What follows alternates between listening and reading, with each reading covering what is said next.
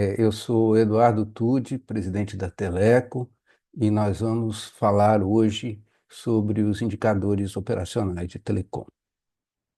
Esse tutorial, ele tem como objetivo apresentar alguns KPIs básicos, né, de uma operação, de uma prestadora, seja móvel, seja de banda larga fixa, né? KPIs são os Key Performance Indicators, ou seja, aqueles indicadores cháveis, né, que são uma ferramenta de gestão para se medir o nível de desempenho e sucesso de uma organização, né, focando no como e de quando, quais os processos dessa organização estão permitindo que os objetivos são alcançados. Então, o objetivo, e a gente vai mostrar o ciclo aí, é acompanhar essa operação e ver com esses indicadores como que você obtém sucesso. Existem aí centenas de indicadores, né? Alguns mais clássicos, outros muito detalhados, né? Quando você vai medir, por exemplo, uma central de atendimento, né? Você tem vários indicadores. A gente vai falar aqui hoje dos indicadores básicos do negócio, né? Do ponto de vista operacional, que também do ponto de vista econômico, a gente tem uma série de outros indicadores, isso aí a gente acompanha regularmente aqueles que são públicos no Teleco, né? Então, a gente vai falar de acessos, market share, adições líquidas, churn, ARPU e SAC, ou CAC, né? Como é chamado, né? E como eles se relacionam. Então, continuando aqui, a definição inicial é acessos, né? A gente lida tanto com esse termo acesso que muitas vezes até se surpreende quando alguém não entende bem o que é um acesso, né? Quando lá no passado a gente tinha telefonia fixa, ela era claro. A gente falava de linha telefônica, né? Era aquela linha que chegava na nossa casa, a gente falava. Isso é um acesso de telefone fixo. Acesso de um serviço de telecomunicações é a capacidade de um usuário se conectar à rede de uma prestadora de serviços, né? E usar esses serviços. Então, no móvel, né? Quando começou o celular, era a linha móvel, a linha fixa. Hoje a gente tem a banda larga, né? Então, é o que nos dá o nosso acesso à internet, né? Esse acesso pode ser tanto fixo, na banda larga fixa, como móvel, né? Da mesma forma que na TV por assinatura a gente falava de assinantes, né? Mas também o assinante é um acesso. Então, o acesso é uma representação aproximada de quantidade de clientes e assinantes a gente tem, né? É que quando a gente fala de cliente, o cliente pode ter mais de um acesso, né? E hoje também no celular com pré-pago, o pré-pago não é bem um assinante. Então, por isso a gente usa esse termo mais geral, acessos, né? No Teleco, muitas vezes, em vez de acessos para o móvel, a gente chama de celulares, né? Também dá uma ideia mais clara do que é esse acesso, né? Mas ele é muito interessante, ele é o elemento básico para a gente entender, né? Quantos clientes eu tenho, se isso está crescendo, está caindo, todos os outros indicadores, eles acabam tendo uma relação direta com esse conceito de acesso. Isso, essa informação é disponibilizada na Anatel, porque as prestadoras têm aí a obrigação de mensalmente reportar a Anatel, né? E agora a gente tem que falar também que esses acessos têm várias dimensões, e isso é refletido nos números que a gente vê no Teleco, né? A primeira dimensão é serviço, né? Então, se a gente pega aí o terceiro trimestre de 2025, a gente tinha 269 milhões de acessos móveis no Brasil, né? 54 milhões de banda larga fixa, 21 milhões de telefone fixo e 7 milhões de TV por assinatura. O segundo, que aplica mais no móvel, né, no celular, é o pré e o pós-pago, né? Esses podem ser acessos de pré-pago ou de pós-pago. A tecnologia, a banda larga fixa, em fibra, ou é no DSL, no cobre. Esses acessos são de pessoa física ou de jurídica. E muitas vezes a gente quer olhar não o Brasil como um todo, como esses números estão mostrando, mas uma região, uma unidade da federação, um DDD, né, que é uma área de registro, que hoje era inicialmente para o móvel, né, mas também agora a telefonia fixa vai adotar a área do DD como sua área local. Né? E, por último, por município. Né? Sem falar, é claro, que esses acessos a gente tem também eles por prestadora. Né? E aí a gente chega ao conceito de market share, né? Que seja qual for o tipo de acesso e com qualquer daqueles segmentos que eu mencionei, é a participação da prestadora na quantidade total de acessos.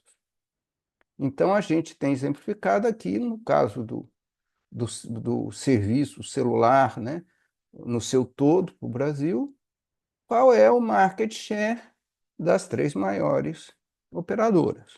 Né?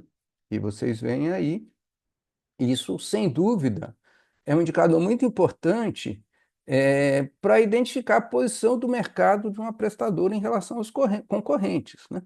Quer dizer, na verdade, por exemplo, no mercado em crescimento, eu posso estar crescendo muito, mas perdendo market share. Né? Ou o mercado tá encolhendo e eu estou ganhando market share porque um concorrente está perdendo muito.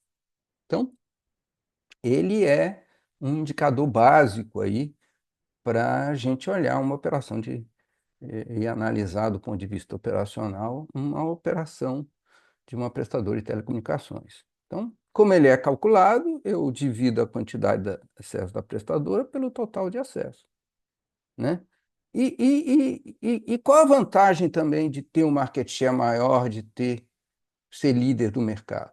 Que isso dá uma economia de escala naquele mercado, né? E que muitas vezes traz um ganho, né, econômico para a prestadora.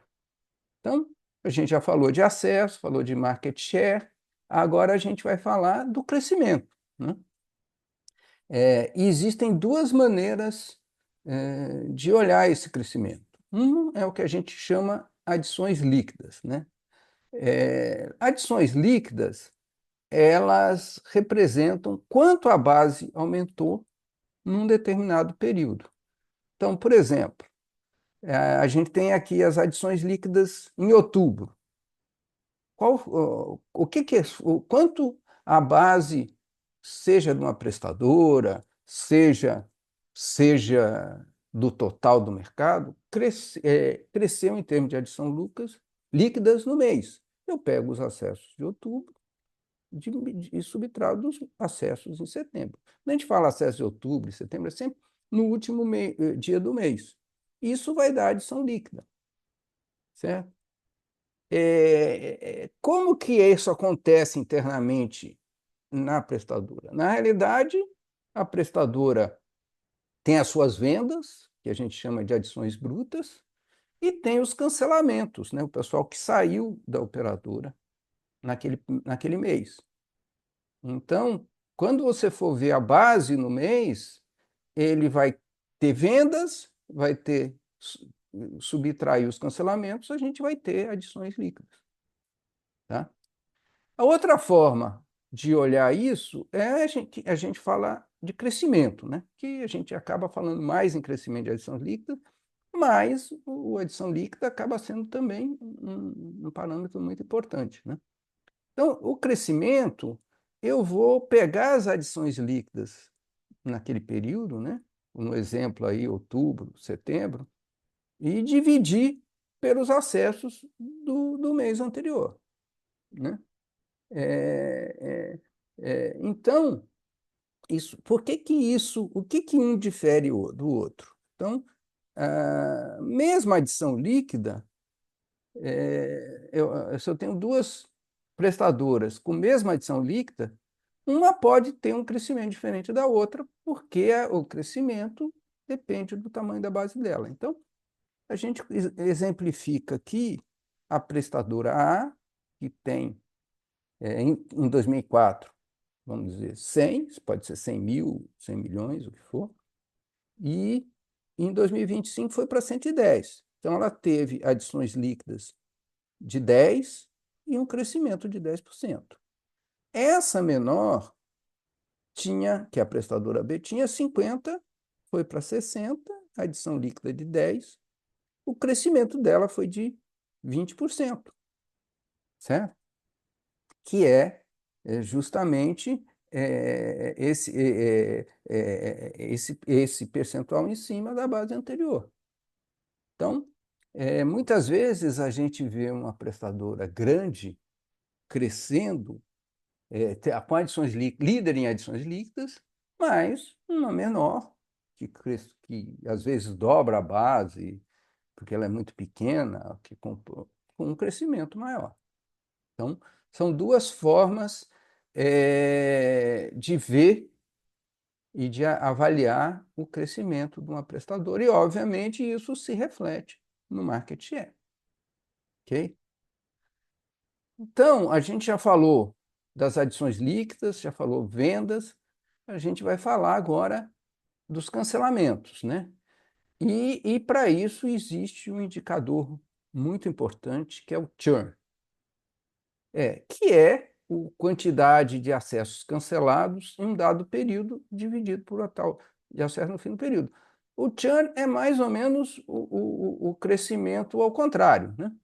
Antes a gente pegava o crescimento, adições líquidas, pelo que você tinha no final do último período, e o churn é justamente o que você perdeu naquele período, dividido pelo que eu tinha no início, né?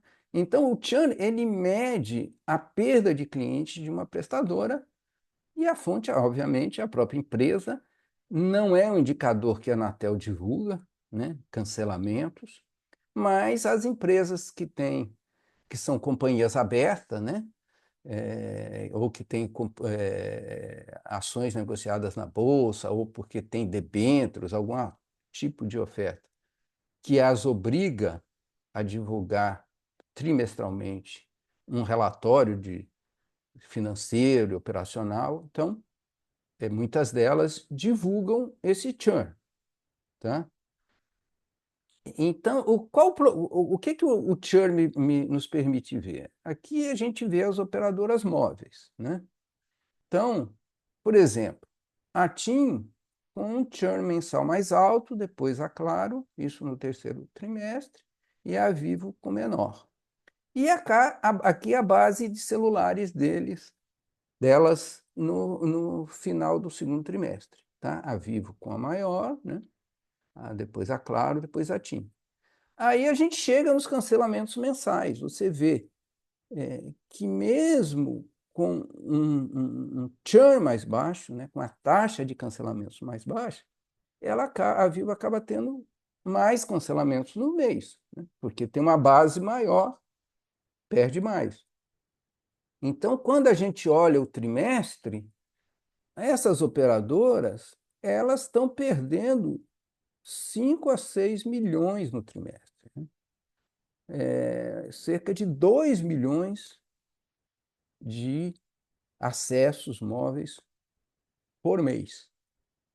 Então, vocês já imaginam a máquina de vendas que elas têm que ter para poder compensar esse churn, né? Esses cancelamentos. Elas têm que vender a mais do que esses 2 milhões mensais no mês para poder ter uma adição líquida positiva. Na banda larga fixa, acontece o mesmo, embora a gente aí esteja falando de um número menor de acessos, né? Mas vocês veem, a BrisaNet, por exemplo, tem 2,2%, Vivo Unifique 1,5%, aqui os acessos dela. Então, você vê que a BrisaNet, que tem quase o dobro, né, do, dos acessos da Unifique, ela, por causa, teve cancelamentos de 33 mil no mês, né? E a Unifique, que tem um churn menor, ela tem cancelamentos de 12, né? Que é um pouco menos da metade, né? Então, ela tem menos cancelamentos. A Vivo, mesmo tendo 1,5, ela ainda tem 115 mil por mês, 345 mil no trimestre. Ou seja, quando você tem um churn muito alto, um churn mesmo baixo, como é esse, né, de 1,5, você tem que vender muito para compensar isso, né? Hoje a gente vê é, números, por exemplo, da Vivo, no, no, no Fibra, que ela faz o combo com o móvel, né, que é uma estratégia para diminuir esse churn, de churn de 1%. Então, isso é um ganho muito grande. Imagine você ter uma perda aí, cancelamento de 345 mil. Com isso, a gente até começa a entender por que, que a Oi e a Nil tiveram aí nos primeiros 9 meses, de 11 meses de 2025, um cancelamento, adições líquidas de quase 600 mil. Porque a máquina de venda não conseguiu compensar esses cancelamentos. Então, esse é um indicador muito importante, principalmente num mercado maduro, como a gente vê agora, não só para o móvel, como para a banda larga fixa. Então, quando a gente olha a avaliação do desempenho operacional de uma operadora, né, a gente tem as adições brutas, como eu falei, são o que você vende no mês, no ano, no trimestre, os cancelamentos, medido pelo churn, e aí eu chego nas adições líquidas, né? Agora, com isso, eu garanto um crescimento, ou eu tenho uma perda que eu tenho que compensar. Agora, existe o outro lado, que é o seguinte: eu não quero só ganhar cliente, aumentar acessos, ganhar market share. No mercado muito maduro passa a ser muito importante o crescimento da receita, né? A margem, né? A gente tem que buscar o lado da lucratividade. E aí entram dois conceitos muito importantes, né? Um é a receita líquida média para o usuário, que a gente vai falar em seguida, né?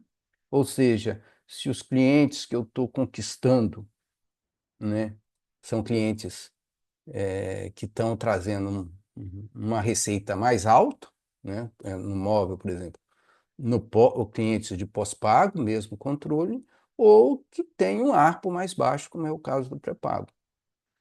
E o outro ponto é o custo de aquisição de cliente, né? Ou Subscriber Acquisition Cost, que é quanto custa, e a gente vai ver isso, eu ganhar um cliente, né? Porque eu posso estar crescendo porque eu estou fazendo uma promoção que o cara tem 3 meses de graça, como acontece quando lança uma operação móvel, ou a BrisaNet lançou um plano semelhante quando ela iniciou a operação do móvel dela, né? Então, eu vou ter adições brutas altas, vou ter alto, mas como fica a minha receita, a minha rentabilidade? Então, vamos falar agora desses dois conceitos aqui, começando pelo ARPU, né? ARPU, ou Average Revenue Per User, né? Receita líquida média mensal por usuário, né? O ARPU é mensal.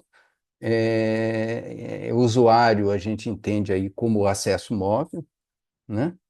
Então, ele é muito importante, porque ele vai avaliar aquele cliente, né, a rentabilidade dele, o que que ele está contribuindo em termos de receita, né? É bom ressaltar que aí nós estamos fazendo receita líquida, sem impostos, né?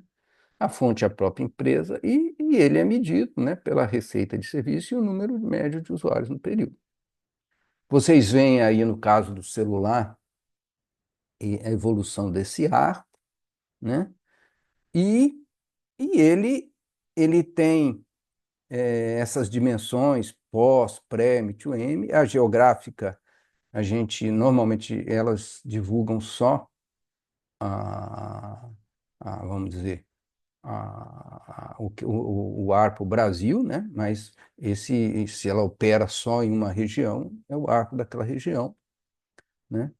E a gente vê aqui, por exemplo, o que eu estava falando, a diferença entre o ARPU do pós e do pré, no TIM, e na Vivo. Então, o que a gente vê hoje, uma migração de clientes de pré-pago para o pós-pago, né, é uma coisa importante para aumentar esse ARPU. Então, se hoje a gente está falando aqui de um ARPU das três operadoras aí em torno de médio de 30 e poucos reais, né?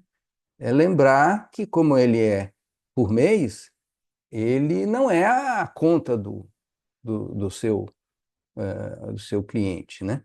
A conta média, ela tem um imposto em cima, então isso aí nós estamos falando em torno de 50 reais, ok? O outro conceito é o de custo de aquisição de cliente, né? Ou SAC, né? O Customer Acquisition Cost, que é o custo de aquisição de um cliente, né? Ele mede quanto a empresa gasta para adquirir um cliente, de modo que ela possa avaliar o seu retorno, né? É um indicador que hoje ninguém divulga, né? A gente estima, a gente tem valores da TIM aí de 4 anos atrás, né? É, mas, basicamente, como é que se mede ele? É o custo das vendas e marketing dividido pelas adições brutas de acesso, que é a venda, né? Por exemplo, a TIM considerava o subsídio, comissionamento, despesa de publicidade. Então, por exemplo, no móvel, se eu vendo o que eu quero crescer e eu vendo um aparelho, um smartphone com subsídio, o que era comum no passado, é muito comum nos Estados Unidos, mas hoje as operadoras elas não fazem mais isso, elas parcelam. Então, esse subsídio é um custo para ter um cliente. Se no mercado, se no pós-pago eu dou uma comissão alta, que pode variar, sei lá, de uma vez e meia a conta o plano que foi vendido, isso entra no saque ou no CAC, né? Então, essa relação entre o saque, né, e o ARPU indica o payback para o cliente, né? No caso da TIM, no primeiro trimestre, era de 2,5, ou seja, o cliente tinha que ficar pelo menos 2 meses e meio na base para pagar o que foi investido, para ele começar a dar uma receita. Então, voltando aqui a essa figura, né, claro que se eu tenho um pós-pago, um ARPU mais alto, eu vou poder investir mais nele, né? Mas se a gente tem, como existia, vamos dizer, no caso do início celular ou início do avanço da fibra, uma corrida para ganhar um market share, você investe em ganhar o cliente, né? Então faz uma promoção, tem um custo de aquisição muito alto por causa da promoção, mas ele era pago porque você ganhava market share e o cliente ficava na base. Então, esse tempo aqui, essa relação desse custo com o ARPO podia chegar a 3 meses, algumas vezes 4 meses. Hoje, preciso muito cuidado nessa calibração, né? Porque, às vezes, a gente olha uma prestadora que está com adição líquida alta, um crescimento alto, né? Mas que ela tem um churn alto também e uma venda muito alta, com um custo devido a promoções que tornam esse custo mais alto. Então, o cliente vai entrar, mas o prazo, olhando o ARPU dele, para ele pagar esse investimento nele, acaba sendo muito grande e não compensando, né? Apesar dele aparecer com um número bonito que cresceu, isso não ser rentável, né? Ou não traz uma contribuição, até pode trazer até em receita, mas não em rentabilidade. Ok? Então, estes eram os indicadores que esse tutorial eu queria conversar com vocês, né? Esse tutorial do Teleco agora, ele tem essa versão em vídeo, que vocês podem escutar, ouvir, mas ele continua tendo a versão nas páginas de tutoriais do Teleco, que vocês podem olhar essa apresentação, ou fazer o download do PDF dela. Tá ok? Agradeço aí a todos e um abraço.